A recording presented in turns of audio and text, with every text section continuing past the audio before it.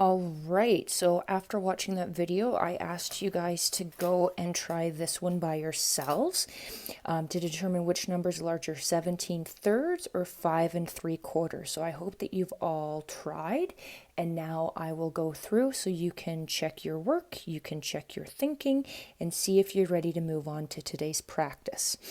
So like in the first video, I have a hard time comparing an improper fraction to a mixed number because they're different forms of numbers and because the denominators aren't the same.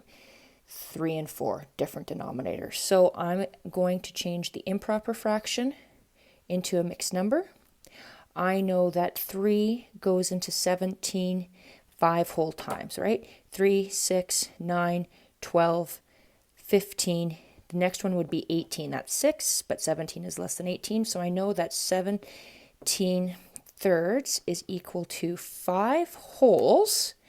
And again, if I count by threes, 3, 6, 9, 12, 15. Well, that 15 to 17 is, I'm left with 2. So that becomes my numerator, and my denominator stays the same. So 5 2/3. So now I can rewrite 5 2/3 compared to 5 3/4.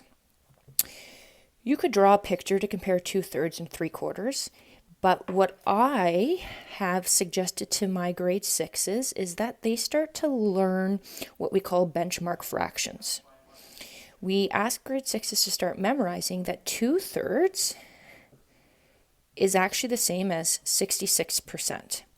We work with thirds a lot, and so learning that 2/3 is 66% is well worth your time. Now, 3/4. Quarters are nice and easy because we work with quarters and money all the time. So if you had 3 25-cent pieces, if you had 3/4, you'd have 25, 50, you would have 75 cents. So you'd have 75% of a dollar. Well, 5 66%, or 5 75%. Well, 75% is greater than 66%. So I know, since our whole numbers here are the same, that 5 3/4 is the larger number.